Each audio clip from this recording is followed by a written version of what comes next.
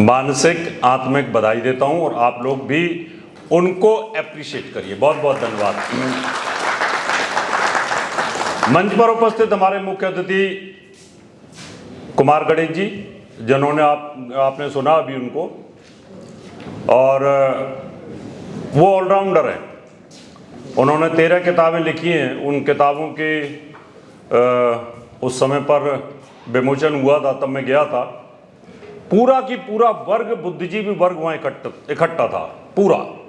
पूरे राजस्थान का बुद्धिजीवी वर्ग था वहाँ पर। तो उस समय मैंने देखा इनका प्रभुत्व कितना ज़बरदस्त है।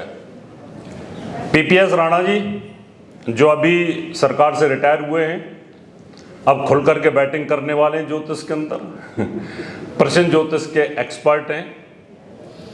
और मंच पर उपस्थित सभी चीफ गेस्ट, बुद्धिजीवी वर्ग, और मेरे सामने उपस्थित मानविंदर जी, जो यूट्यूब के एस्ट्रो स्टार हैं। 25 लाख से ज़्यादा सोशल मीडिया पर उनके फॉलोअर हैं और लंबा समय रहा है उनको भी। 15 से 20 साल ज्योतिष के फील्ड में उन्होंने अभी तक दिए हैं। ज्योतिष सम्राट DK जैन जी, आप उनको हमेशा देखते ही हैं हमारे साथ में। राजेश शर्मा जी को आपने सुना था, शुक्र के ऊपर अपनी पूरी की पूरी जानकारी आपको दी थी। सोम गुरु जी, इनका एक प्रोग्राम होने वाला है 5 अक्टूबर को, है फिक्स है?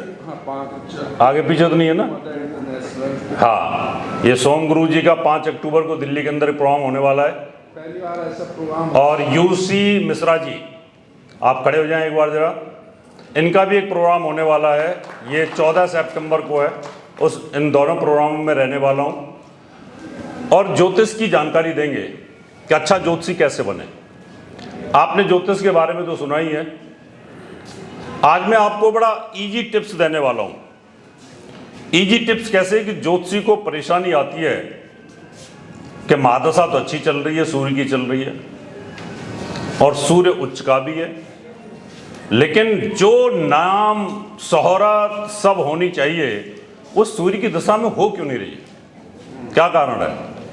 और कई बार नीच का सूर्य है, उसमें राज्यमंत्री बन गया आदमी, उसमें मुख्यमंत्री बन गया। शनि की 7.5 में नरेंद्र मोदी जी चुनाव जीत के मुख्यमंत्री बन गए, प्रधानमंत्री बन गए। जब इस प्रकार की बातें ज्योतिषी के पास आती हैं तो ज्योतिषी कभी इधर देखता है, कभी उधर देखता है। उसको समझ नहीं आता कि शनि की 7.5 में मैं इसको ये बोलूं चुनाव जीतेगा, चुनाव हारेगा। सूर्य की दशा में ये मिनिस्टर बनेगा कि नहीं बनेगा, या राज सत्ता प्राप्त होगी कि नहीं बनेगी, UPSC क्लियर करेगा कि नहीं करेगा। बच्चे आते हैं, मैं UPSC क्लियर करूंगा कि नहीं करूंगा। दशा बहुत बढ़िया चल रही है, सूर्य की चल रही है, सरकारी नौकरी का योग भी बन रहा है, लेकिन वो UPSC क्रैक नहीं कर पा रहा। बिजनेस बहुत जबरदस्त चल रहा है, अचानक बिजनेस डाउन आता जा रहा है। उसी दशा के अंदर, जिस दशा में वो बिजनेस को उठाया था उसने। अब ज्योतिषी के सामने ये बड़ी परेशानियां आती हैं कि मैं क्या बोलूं। जिस ग्रह की दशा में ये व्यक्ति उठा, उसी ग्रह की दशा में ये डाउन पे आ रहा है। तो ये जो छोटी छोटी चीजें हमारे सामने आती हैं ना, आज इनके निवारण में आपको बताऊंगा। और जो भी आपके दिमाग में प्रश्न आए वो बेझिझक पूछ भी लेना, क्योंकि कोई स्क्रिप्ट बेस्ड तो यहाँ स्पीच होगी नहीं कि भाई मुझे जो लिखना है वही बोलना है। इसलिए आप फ्री हैं, किसी भी विषय में पूछने के लिए फ्री हैं। चाहे आप हस्तरेखा पे पूछेंगे, वास्तु पे पूछेंगे, अंक ज्योतिष के मास्टर तो हमारे पास बैठे ही हैं। तो मित्रों, ये समस्या हमारे सामने आती है। इस समस्या का समाधान करे कैसे ज्योतिषी, एक एक्यूरेट प्रेडिक्शन कैसे दे। आप देखिए, मेरे से बहुत सारी कॉल्स आ रही हैं कि गुरुदेव ये बताइए, आपने नवंबर 2024 में भविष्यवाणी करी थी 2025 युद्ध का और सबसे गंदा साल होगा, वो क्या सोच के की थी? फिर मैंने नवंबर 24 के अंदर ही, दिसंबर में, जब ये 2025 कैसा रहेगा, 25 कैसा रहेगा, 25 कैसा रहेगा, तो सारे अंक ज्योतिषी कुमार गणेश जी सारे यही कहते थे, 9 का साल है, 9 नंबर बड़ा अच्छा जाएगा, बड़ा अच्छा जाएगा। जिस टीवी पे देखो उसी पर बहुत अच्छा जाएगा, बहुत अच्छा जाएगा। मैं अकेला एक सिर फोड़ता था कि ये 2025 सबसे गंदा जाने वाला है। टोटल नंबर मिला देते 2 2 ये 4 4 9 9 नंबर बढ़िया, मंगल ही मंगल है ना। बिल्कुल ठीक कह रहे थे कुमार गणेश जी कि न्यूमरोलॉजी को इन लोगों ने क्या कर दिया है, मजाक बना दिया। 6 नंबर लिख लो यहाँ पे गाल पे है ना, लिख लो 6 नंबर और उसको 3-4 बार बोल दो, जो टूटा हुआ प्रेम है वो आ जाएगा। बताओ फिर तो जितने भी जिनके प्रेम टूटे हैं सब इधर भी 6 लिख ले और इधर भी 6 लिखे और घूमते रहो तो कोई ना कोई तो मिल ही जाएगी। यानी इतना मजाक बनाया ज्योतिष का कि कोई सीमा नहीं। आखिर ये मेरे से पूछा फिर लोगों ने कि आपने ये भविष्यवाणी की कि भयंकर प्लेन क्रैश होंगे। पहला प्लेन क्रैश हुआ अहमदाबाद का, मैंने कहा अभी तो सिलसिला जारी रहेगा। फिर मैंने दूसरी भविष्यवाणी की, अभी सिलसिला जारी रहेगा। एक होने के बाद तो वैसे भी हवाई जहाज वाले अलर्ट हो जाते ना कि यार अब नहीं होने देना कि एक हो गया है। उसके बाद लगातार 7-8 हवाई जहाज क्रैश, जैसे कि एविएशन इंडस्ट्री के ऊपर ग्रहण लग गया। अभी मैं न्यूज पढ़ रहा था, अभी हवाई जहाज एक और अमेरिका के अंदर उसमें भी आग लग गई और बड़ी मुश्किल से इमरजेंसी गेट से सबको बाहर निकाला है। रशिया के अंदर कितना बुरा हाल हुआ, अभी वियतनाम के अंदर 3-4 पानी के जहाज, उनमें कितने सैकड़ों लोग मर गए। आखिर ज्योतिष में ये कौन से सूत्र हैं जो इस प्रकार की भविष्यवाणी करते हैं? एक जो सटीकता और कॉन्फिडेंस भी नहीं डगमगाना चाहिए, ये नहीं ऐसा हो सकता है, ऐसा हो सकता है। मैंने कहा नहीं, डंके की चोट में बता रहा हूं, अभी और होगा ऐसे आगे। मैंने कहा था 2020 में कहा था कि अभी कोई हिंदुस्तान पाकिस्तान का युद्ध होने वाला नहीं, जब ग्रहण के ऊपर चर्चा चली थी तब मैंने कहा था कि 2025 में युद्ध होगा। अब 2025 क्यों बोला? आप पिछले 200 साल के इतिहास को जाइए, 200 साल 300 साल के पीछे इतिहास में जाइए। जब जब भी शनि राहु की युति होती है, जब भी शनि राहु की युति होती है तब तब हमेशा युद्ध होंगे और ये डिग्रिकली नजदीक आएगी तो विश्व युद्ध होने की संभावना बनती है, नहीं तो 2 देशों में युद्ध तो होना ही होना है। जब भी केतु मंगल की युति होगी, दुर्घटनाएं, हवाई जहाज दुर्घटनाएं, बम विस्फोट, मिसाइल्स, कितना बुरा हाल होगा, होना है। कौन सी दिशा में होगा ये ज्योतिषी बताएगा कि ये योग प्रश्न ज्योतिष में कौन सी दिशा में बना हुआ है। मैदिनी ज्योतिष उस नक्षत्र की दिशा क्या काउंट कर रही है और राशि की दिशा कौन सी काउंट कर रही है। मैंने कहा था कि 2 नए देशों का युद्ध होगा, यूक्रेन और रूस के अलावा, और इजराइल और ईरान का शुरू हो गया, हिंदुस्तान पाकिस्तान का शुरू हो गया, इधर थाईलैंड और कंबोडिया का शुरू हो गया। इसका मतलब ज्योतिष तो सटीक है, गलती बताने वाले की होती है। कार तो बढ़िया चल रही है, कार ने थोड़ी कहा कि मैं एक्सीडेंट हो जाऊंगी। कमी किसकी है? चलाने वाले ड्राइवर की कमी होती है ना, उसने गाड़ी को ठोका है। इसलिए मित्रों, इस पर विश्वास रखो। और जो इस पे उंगली उठाते हैं ना नास्तिक लोग, कुतर्की लोग, उनको तो हमने बहुत जवाब दिए हैं। जब सन 2000 में टीवी पे शुरू किया था तो हमारे पीछे सबसे ज्यादा मीडिया ही लगी थी, अंधविश्वास फैला रहे हैं, अंधविश्वास फैला रहे हैं, अंधविश्वास फैल रहे हैं। और हम चलते गए, आज पूरी टीवी इंडस्ट्री ज्योतिष के ऊपर चलती है। मैंने उस समय ठान लिया था, मैं कि तुम एक दिन ज्योतिष के बिना चल नहीं सकते। आज किसी भी टीवी पे देखो, प्राइम टाइम सुबह 8 से 10 के बीच में मेष राशि फलाना ढिकना, वृष राशि फलाना ढिकना, यही चल रहा होता है सारी की सारी जगह। इसका मतलब ज्योतिष में दम था और हमने ये प्रण लिया था, और हर जितने भी ग्रहण हुए सब पे भविष्यवाणी सटीक करी थी, ऐसा होने वाला है। ये बोलते थे कोरोना की भविष्यवाणी किसने नहीं की? मेरी भविष्यवाणी 2019 की पड़ी हुई है, अभी भी टीवी पे हर चैनल के ऊपर है, और जो मुझे देखते हैं उनको भी पता होगा। मैंने कहा इतनी भयंकर दूषित बैक्टीरिया पैदा होने वाले हैं कि आप बच नहीं पाओगे। अब क्योंकि ये सूत्र आपके काम के हैं। अभी ग्रहण होगा, अब आगे चल के सूर्य ग्रहण, वो 6 मिनट से ज्यादा का है।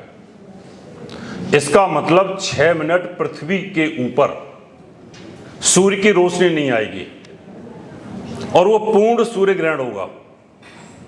अगर 6 मिनट सूर्य की रोशनी नहीं आएगी तो पृथ्वी का हाल क्या होगा, और कौन से क्षेत्र पर नहीं आएगी उस क्षेत्र का क्या हाल होगा, यह सोचने वाली बात है। अभी यहां लाइट चली जाए, 6 मिनट तक लाइट ना आए तो मैं बोल नहीं सकता, सब कुछ बेकार हो जाएगा। जैसे ही 6 मिनट जिस जगह से सूर्य का मूवमेंट होगा, चंद्रमा उस रोशनी को ढक लेगा, उस समय पर स्थिति कितनी भयंकर होने वाली है। इसका मतलब 2025 में अभी मंगल केतु की युति है, कल वो हटेगी, कुछ लगा कर राहत मिलेगी, लेकिन आसमान से गिरा खजूर कटने वाली मामला है। उसके बाद सूर्य आ जाएगा, फिर 17 अगस्त को सूर्य और केतु की युति होगी। मैंने अभी 2 हफ्ते पहले ही कहा था कि कोई बड़ा राजनेता पद त्याग करेगा या हटा दिया जाएगा, और अपना धनखड़ साहब चले गए। अभी उस भविष्यवाणी के पार्ट बाकी हैं। मैंने लिखा है कि कोई बड़ा नेता, उसकी मृत्यु भी और हानि भी हो सकती है। क्यों बोला ये इसलिए बोला कि सूर्य और केतु की युति होगी। सूर्य राजा है, केतु उसको खत्म करेगा। सूर्य केतु का ग्रहण दोष उसको छोड़ने वाला तो है नहीं। इसका मतलब हार्ट अटैक हो, डैमेज हो, हवाई जहाज गिरे, किसी कोई तकलीफ हो, जिन तरीकों से सूर्य मार सकता है, जो तरीके सूर्य के पास होते हैं मारने के, सूर्य के पास क्या है, एक्सीडेंट है, हवाई जहाज गिरना है, बम विस्फोट है, माइंस फट जाना है, कुछ भी हो जाना है, हार्ट अटैक हो जाना है, ऑपरेशन से मर जाना है। इतनी चीज़ों के चपेट में कोई बड़ा नेता आने का योग बन जाएगा।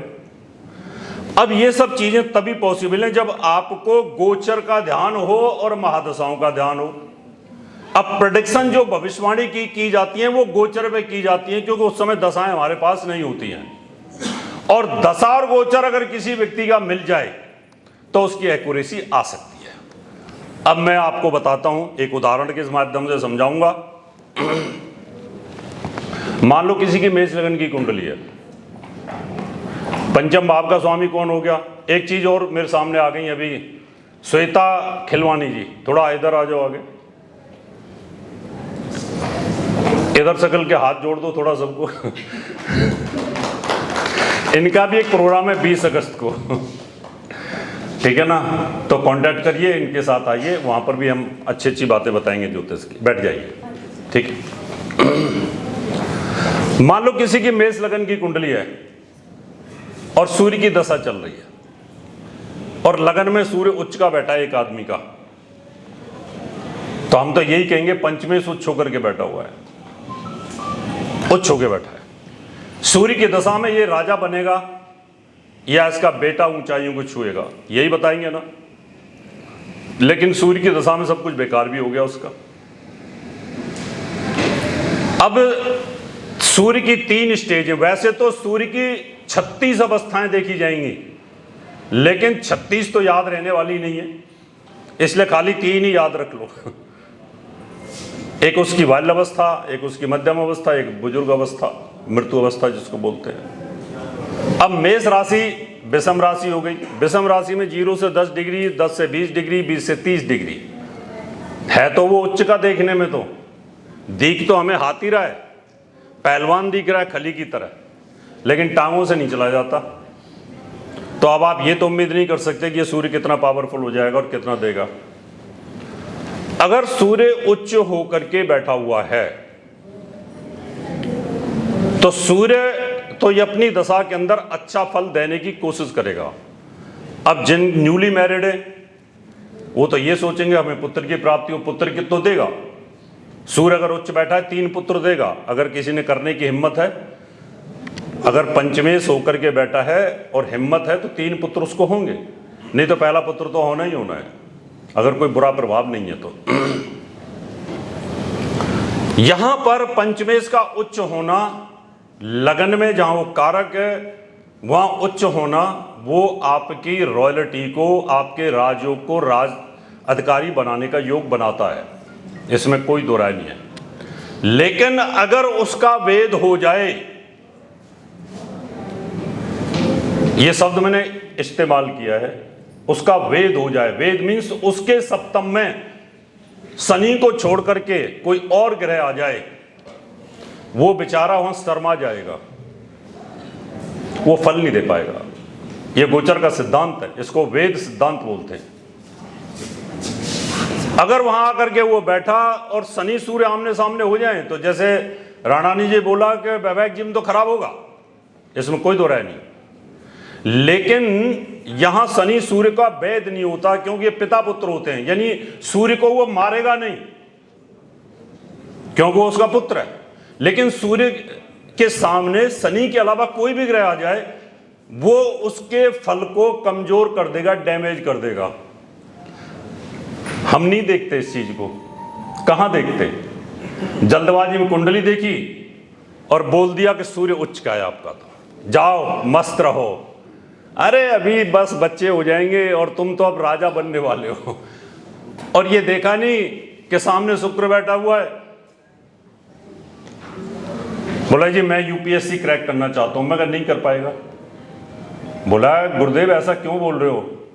मैं कहा अगर तू मोबाइल ऑफ कर दे 1 साल के लिए तो तू यूपीएससी क्लियर कर लेगा, नहीं तो नहीं करेगा। कहला मोबाइल में ऐसा क्या है? मैं कि इसमें शुक्र बैठा हुआ है। इसमें शुक्र बैठा है और ये जिस लड़की से तू बात करेगा वो तुझे यूपीएससी क्लियर करने ही नहीं देगी। क्योंकि हर वक्त जब तेरे दिमाग में आएगा पढ़ने का, जब भी मैसेज आएगा। अब तूने मान लो सोचा कि यार अवॉइड करूं और उसने ऐसी कोई टेंशन दे दी, तो फिर पूरी रात किताबों पे ध्यान ही नहीं लगने वाला। मैं तू इसको बंद कर दे तो हो जाएगा।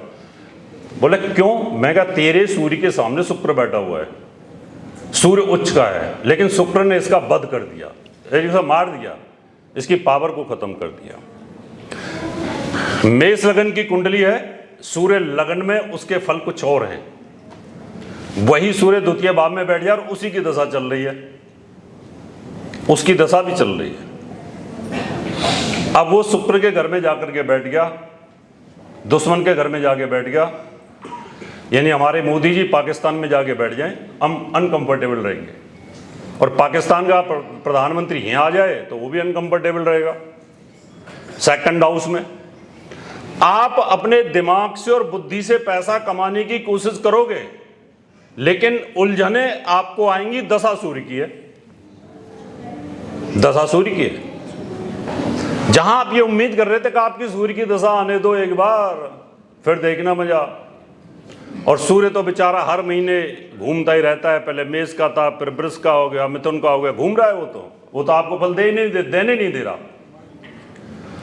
अब वही सूर्य थर्ड हाउस में आ जाए, लगन में कुछ और फल था, दूसरे भाव में उसका फल कुछ और था, आंखों पे आकर के बैठ गया। सूर्य आंख पे आके बैठेगा तो आंख की रोशनी को डैमेज करेगा। थर्ड हाउस में आके बैठ गया, तीसरे भाव में, राजा है, तीसरा भाव है ताकत का, पराक्रम का, वीरता का। वहां आकर के वो अपने बेटे के घर में आके बैठ गया है। बेटे को मानता तो सम है, लेकिन गोचर में वहां पर वो बड़ा बलवान होता है। कुंडली के अंदर थर्ड हाउस में जिसका सूर्य बैठा होगा, उसकी विल पावर, लीडर क्वालिटी बड़ी जबरदस्त होती है। और साथ में बुध भी बैठा हो तो उसको नेता बनने से कोई रोक ही नहीं सकता। हर बड़े नेता की कुंडली में तीसरे भाव में या 11वें भाव में सूर्य बुध की युति मिलेगी आपको, हर बड़े नेता की। किसी को भी उठा के देख लेना। क्यों कि राजकुमार और राजा दोनों एक साथ थर्ड हाउस में बैठे हैं। गोचर के सिद्धांत के अनुसार तीसरे भाव में अगर सूर्य बैठा है तो आपकी संतान भी उच्च कोटि की होगी, संतान भी उच्च कोटि की होगी, पत्नी भी उच्च कोटि की होगी। लेकिन अगर सूर्य के सामने नवम भाव में कोई ग्रह आकर के बैठ गया, शनि को छोड़ करके, तो सूर्य का जो फल है ना वो वीक हो जाएगा। मैंने बोल दिया नेता बन जाएगा, वो बड़ा तगड़ा नेता बनोगे, लेकिन बाद में पता चला प्रधान ही बना क्योंकि उसमें पावर ही नहीं रही, पावर कम हो गई सूर्य की, प्रधान ही रह गए। लेकिन अगर वही सूर्य बलवान हो तो भजनलाल शर्मा की तरह सरपंच से लेकर के और राजस्थान के मुख्यमंत्री बन जाना, ऐसे स्टार बन जाता। अब यहां देखिए, यही सूर्य चौथे भाव में आ जाए, केंद्र में आया है चंद्रमा के घर में आया है, जलीय स्थान पे आया है, गर्म प्लेनेट है, ठंडा हो गया आकर के, आग का गोला ठंडा हो गया और उस दिशा में गोचर में अच्छा फल भी नहीं करता। केंद्र में होने के बावजूद भी सूर्य देव यहां पर आपके फल में कमी करेंगे और आपको फेफड़ों की तकलीफ देंगे, लंग्स का इन्फेक्शन आपको होगा, आपको टीबी की बीमारी होगी, आपको हो सकता है शनि की दृष्टि या राहु की दृष्टि सूर्य के ऊपर हुई, चंद्रमा की युति हुई तो आपको कैंसर भी हो जाएगा। अब सूर्य पंचम भाव में बैठा हुआ है, स्वराशि में है, तो ये निश्चित है, पाराशर जी ने कहा है कि 3 पुत्र होंगे, पुत्र बलवान भी होंगे, वीर भी होंगे, योद्धा भी होंगे, ऊंचाइयों को छुएंगे, बड़े पदों पर जाएंगे। आप बोल सकते हैं कि आपका जो पुत्र होगा वो राज सत्ता में बैठेगा, क्योंकि अगर पुत्र की लगन बना देते हैं तो वो लगन में आ जाता है और वहां पर बलवान हो जाता है। अगर उसी सूर्य के ऊपर सामने 11वें भाव के अंदर उसका बद योग आ गया तो फिर सूर्य वहां अच्छा फल नहीं कर पाएगा। जबकि कहावत यह है, सूत्र यह है कि सूर्य के ऊपर बृहस्पति की दृष्टि हो जाए, शुभता आ जाए, पूर्णिमा का दिन हो जाए तो सूर्य में शुभता आ जाती है। लेकिन गोचर का सिद्धांत यह कहता है, महादशा चल रही है सूर्य की, सूर्य ऊंचाइयां देना चाहता है, सूर्य बहुत अच्छा फल कर रहा है, आपको पैसा भी दे रहा है, जन्म कुंडली के अंदर कोई बद योग भी नहीं है। आपने कहा चिंता मत करो, 6 साल अच्छा रहेगा, मैंने देख लिया है कि आपके 11वें भाव में कोई भी बुरा ग्रह, कोई भी अच्छा ग्रह नहीं बैठा हुआ है, सूर्य अच्छा फल करेगा। लेकिन गोचर के अंदर घूमते घूमते सूर्य का बद हो गया 1 महीने के लिए, तो वो 1 महीना आप लिखोगे कि अब आपका 17 सितंबर से लेकर के 17 अक्टूबर से लेकर 17 नवंबर के बीच में सूर्य नीच होने वाला है और यहां पर इस ग्रह के द्वारा बद हो रहा है। ये महीना बिजनेस के पॉइंट ऑफ व्यू से लॉस जाएगा। इसमें आप वीजा अप्लाई मत करना, इसमें एडमिशन मत लेना, इसमें एग्जाम मत देना, इसमें कोई काम ट्रैवलिंग का मत करना, तो आप रोक देना उसको। अगर आपने उसको उस समय बोला, एक तो गोचर में उसका बद हो गया, उसका रथ रुक गया, और दूसरा उसकी दशा जो बहुत अच्छी चल रही थी उस दशा में भी ब्रेक लग गया। अब इस उदाहरण को ऐसे भी समझ सकते हो, भाई अर्जुन तो बड़ा पावरफुल था और कर्ण भी बड़ा पावरफुल था, कर्ण के सामने अर्जुन टिक नहीं पाता था, लेकिन उसका रथ फंस गया, रथ फंस गया तो उसको मार दिया, उसका वध कर दिया।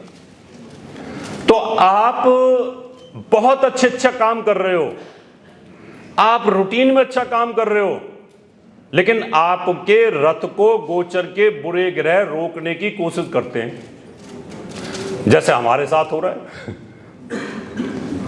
कुछ कौरव ऐसे हो रहे हैं कि रथ को रोकने की कोशिश कर रहे हैं। जैसे कभी कुमार गणेश जी ने बोला था, मेरा इनका वीडियो ही बना दिया, कहता रावत जी से नाराज हो गए, कुमार गणेश जी चले गए, जब तो हम दोनों में इतना प्यार है। तो कई बार जैसे ज्योतिष में दुष्ट ग्रह आते हैं, पापी ग्रह और अशुभ ग्रह आते हैं, ऐसे आपके जीवन में भी आते हैं। इसका मतलब यह रहा, जब 6ठे भाव में सूर्य आएगा, 6ठे भाव में सूर्य बड़ा बलवान होता है, दुश्मनों को कुचल देता है, रोग चोट ऋण बाधा इन सबको तहस नहस करता चला जाता है। लेकिन वही अगर उसका बद हो रहा हो, बद तो मैं इसलिए कह रहा हूं कि आपके दिमाग में समझ आ जाए, बद मीन्स मृत्यु, और ज्योतिषीय शब्द है वेद, वेद मीन्स उसको क्रॉस कर देना, काट देना। तो कुछ शब्द ऐसे होते हैं जो दिमाग में सेव करने पड़ते हैं कि भाई आपके दिमाग में वो चीज रहे कि ये इसका मतलब क्या होता है। वही सूर्य की दशा में दुश्मन परेशान कर रहे हैं, जब सूर्य 6ठे भाव में उठा करके दुश्मनों को कुचल देता है। 7वें भाव के अंदर अगर आप देखोगे तो सूर्य मेष लगन में नीच हो जाएगा। नीच होने के बाद आप क्या बोलोगे, तेरा वैवाहिक जीवन खराब होगा, क्योंकि सूर्य नीच का है। लेकिन पत्नी से तो बड़ा प्यार है, पानी भी पीता है तो पत्नी से पूछ के पीता है। सब्जी भी लेने जाता है तो पत्नी से कोई भी काम जो पूछना है पत्नी से पूछता है, पत्नी जी ये काम कर लूँ, वो काम कर लूँ, ये काम कर लूँ, और वो इरिटेट हो जाती है। ऐसा भी देखा गया है। वो उच्च अवस्था में बैठा हुआ है जहाँ के 12 बाप बनता है और 12 बाप बिस्तर सुख का होता है और दोनों पति पत्नी के बीच में बड़ा प्यार है। तो आपको बड़ी बारीकी के साथ, जैसे बुनकर कपड़े की बुनाई करता है ना, ज्योतिषी का भी एक एक धागे पे ध्यान होना चाहिए। अगर एक एक धागे पे आपका ध्यान है, ज्योतिष के सूत्रों पे ध्यान है, तो आपकी प्रेडिक्शन उतनी ही सटीक जाएगी। एक हमारे स्टूडेंट आए थे सफरवाल जी करके, उच्च का गुरु था, 67 के बॉर्न थे, टांग टूटी हुई थी। आकर के बोले जी, तेज थे थोड़े, बोला मुझे ज्योतिष सीखनी है, पर सीखूंगा तब जब मेरी प्रेडिक्शन सही कर दोगे। मैं कहा लाओ कुंडली लाओ। कुंडली देखी, गुरु की दशा चल रही है। इधर सब ज्योतिषी कहते हैं गुरु की दशा तुम्हारे लिए बहुत अच्छी है। मैं कहा हाँ सही बोलते हैं वो, पर मैं गुरु की दशा में तुम बर्बाद हो जाओगे, और यही गुरु की दशा तुम्हें मार देगी, और यही गुरु की दशा में तुम्हारा एक्सीडेंट हुआ है। और वही हुआ। वो ज्योतिषी तो सीखा मेरे पास में, लेकिन उसके कुतर्क बहुत होते थे। अंत में क्या हुआ, पिता पुत्र की लड़ाई हुई, लाइसेंसी गन थी उनके पास, और बेटे ने उसको गोली मार दी।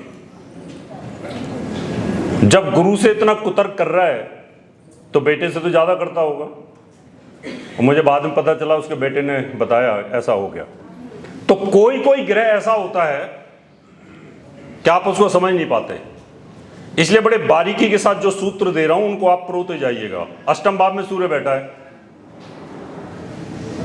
अब ये पंचमें सो के बैठा हुआ है।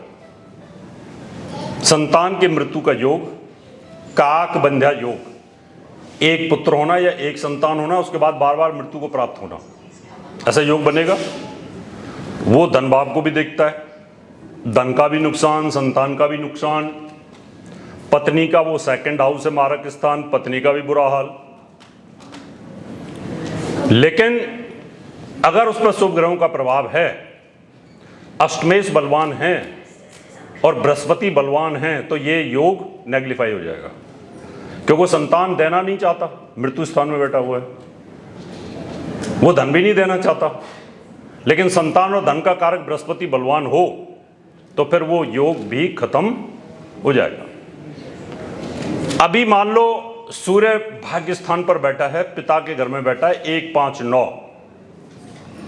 ये त्रिकोण हो गया, धर्म त्रिकोण हो गया। अब यहां पर धर्म स्थान नवम भाव है, यहां सूर्य का विराजमान होना और सूर्य का तीसरे भाव को देखना, वहां बलवान होना, अपनी राशि से पंचम होना।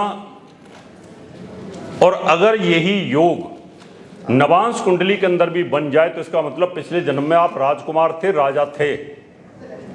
और अगर नवमेश भी बलवान होकर के केंद्र में बैठा हो तो नो डाउट क्या आप पिछले जन्म में राजा थे। अब दसम भाव में सूर्य बड़ा बलवान होता है, ताकतवर हो जाता है गोचर में, क्योंकि दक्षिण दिशा है। और दक्षिण दिशा में सूर्य बैठा हो, लेकिन बैठा वो शनि के घर में, मकर के अंदर बैठा हुआ है। यहां तो हम बोलते हैं कि सूर्य बड़ा बलवान है,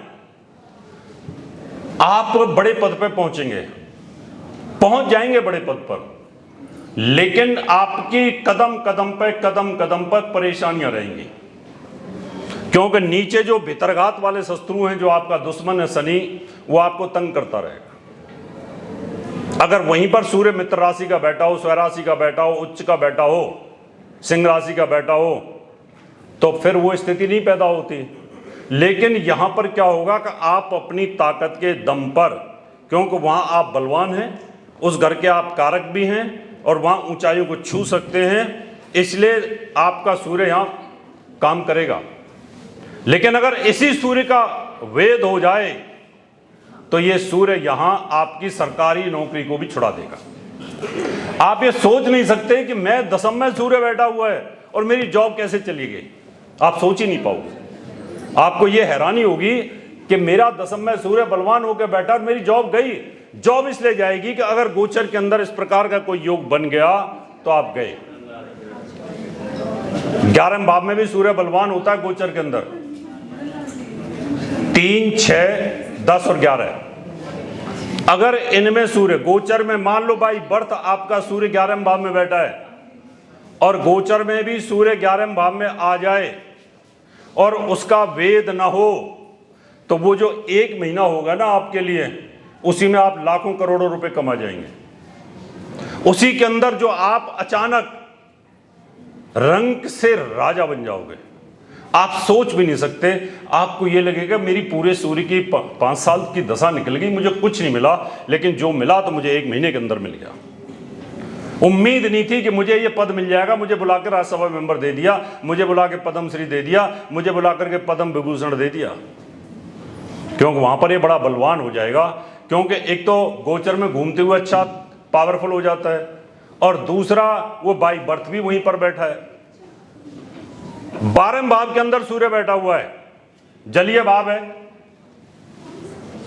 आंखों को तो खराब करेगा, आंखों को खराब करेगा। और बाई बर्थ अगर सूर्य बैठा और उसके ऊपर से सूर्य के ऊपर से सूर्य जब जाएगा तो ये आपको सरकार से उलझने पैदा करेगा। जीएसटी की रेट डल गई, इनकम टैक्स की रेट डल गई, कभी टेलीफोन का बिल नहीं, कभी इसका बिल नहीं, कभी उसका बिल नहीं दिया आपने, तब परेशानियां शुरू हो गई। एक सूत्र और आपको अंत में दूंगा। गोचर का सिद्धांत यह कहता है, आपकी कुंडली में शनि, राहु, सूर्य, मंगल, केतु 5 ग्रह जहां पर भी बैठे हैं, उनके ऊपर से इन्हीं ग्रहों का या इनके दुश्मन का गोचर हो रहा हो, आपकी दशा जितनी मर्जी बढ़िया चल रही हो, आपको तकलीफ होगी। अभी गोचर मीन राशि से चल रहा है शनि का, ठीक है, और बाई बर्थ भी अगर किसी का मीन राशि में शनि बैठा हो, या जैसे अभी कुंभ राशि से राहु चल रहा है और बाई बर्थ भी राहु किसी का कुंभ में ही बैठा हो, तो ये पीरियड आपके लिए एंजाइटी, इस पीरियड में आपकी बेचैनी इतनी हो जाएगी, आप ऐसे लगेगा कि मैं मर जाऊं, मेरी हालत खराब हो जाए। राहु बैठा है मान लो किसी का मीन राशि में बाई बर्थ, और आज मीन राशि के ऊपर से शनि जा रहा है, इसका मतलब राहु के ऊपर से शनि का गोचर है और आपकी राशि भी मीन है, 7.5 भी चल रही है, जैसे पीछे था। अभी जब राहु चेंज हुआ उससे पहले की स्थिति अगर आप देखें तो पिछले सालों के अंदर मीन राशि पे राहु भी था, मीन राशि पे शनि की 7.5 थी, मीन राशि वाले चिल्ला रहे थे, हाय मरा मैं, हाय मेरा हालत खराब, एंजाइटी, बेचैनी। मीन राशि वाले को इन सब चीज़ों का क्या मतलब है, बेचैनी, टेंशन, इन सब का, लेकिन वो इतने बेचैन और परेशान हो गए थे, इतनी एंजाइटी हो रही थी, 1.5 साल के अंदर उन्होंने बड़ी मुश्किल से राहत की सांस ली। जब भी बुरे ग्रह के ऊपर से बुरा ग्रह का गोचर हो और उसके शत्रु के ऊपर से हो रहा हो, तो आप समझ लेना कि आपकी हालत खराब होगी। अभी आप सोच रहे हो खाली 7.5 वाले परेशान हैं, नहीं, उतने परेशान नहीं है, सिंह राशि वाले भी परेशान हैं। जिनकी सिंह राशि है उनके ऊपर से 1.5 साल के लिए कौन घूम रहा है, केतु, और साथ में कौन साथ में चल रहा है, मंगल। सिंह राशि पे शनि की ढैया भी है, शनि की ढैया भी है, सिंह राशि पे गोचर में केतु भी है, सिंह राशि में मंगल भी है, इसलिए सिंह राशि वालों की भी हालत खराब है।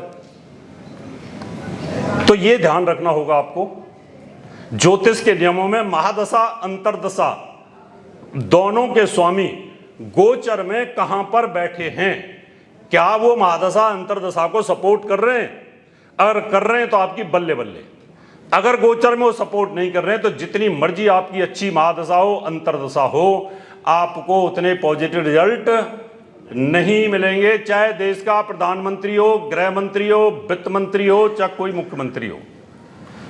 आप सोच रहे हैं कि बड़े बड़े पदों पर बैठे हुए मुख्यमंत्री ये बड़े शान की जिंदगी जीते हैं, नहीं जीते। कुमार गणेश जी ज्यादा इनको कोई नहीं जानता, क्या मैं तो इनकी कुंडली कम ही देखता हूं, जाता कम हूं, इनको भी रात को नींद नहीं आती। इनको लगता है कि कहीं सुबह सुबह फिर इस्तीफा न देना पड़ जाए। इनके भी उतने ही ग्रह खराब है जितने हमारे होते हैं, जितनी टेंशन हमें होती है उतनी टेंशन उनको भी आती है। जिस समय एयरटेल का बिल हमारे पास आता है तब भी मुख्यमंत्री के पास आता है, आता कि नहीं आता? इसका मतलब ग्रह किसी को नहीं छोड़ते। ग्रहाधीनम जगत सर्वम ग्रहाधीनम नरावरा काल ज्ञानम ग्रहाधीनम ग्रह कर्म फल प्रदा। ग्रह राज्यम हरंती ग्रह राज्यम प्रेक्षन्ति ग्रहे तस्मात् सर्वम इदम च सर्वो चराचरम। यानी ग्रह की जो स्थिति है वो पूरे विश्व को चलाती है। ग्रहाधीनम जगत सर्वम, पूरा ग्रह जो है ग्रहों के अधीन है। ये जगत, ये पशु पक्षी पेड़ पौधे सब ग्रहों के अधीन है। ग्रहों में सूखा पड़ गई तो सब की हालत खराब हो जाती है।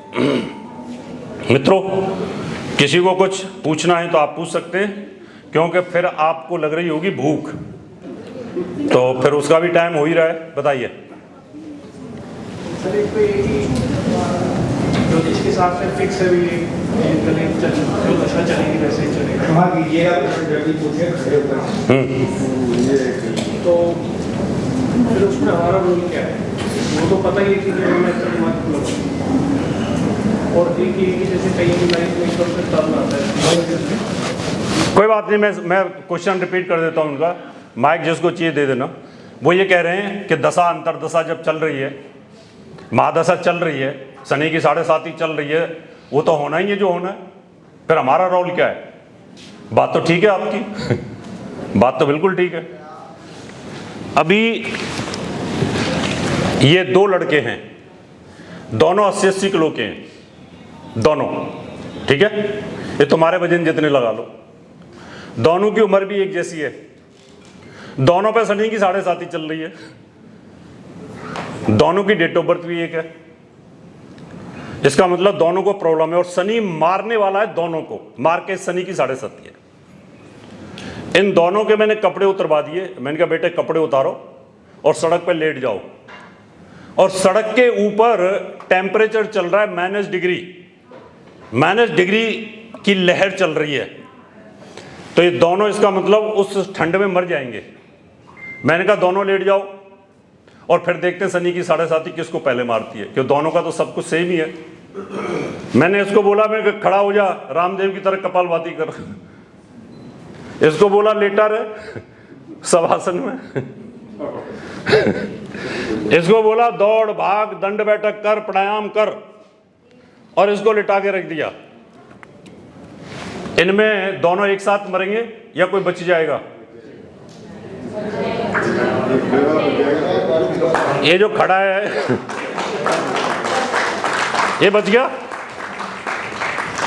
इस शनि की 7.5 इस पे क्यों प्रभाव नहीं डाला?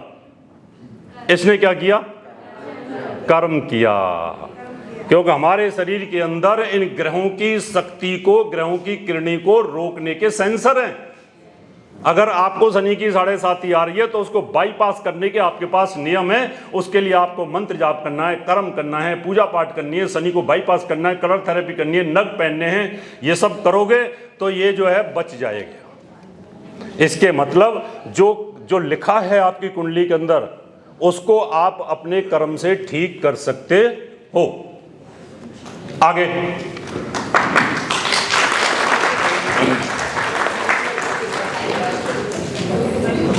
किसी को कुछ पूछना है बेझिझक, क्योंकि जो पूछेगा वही फर्स्ट डिवीजन आएगा।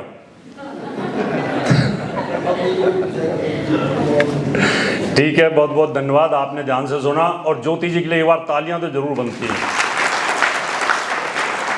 मुझे इन पर बड़ा प्राउड होता है।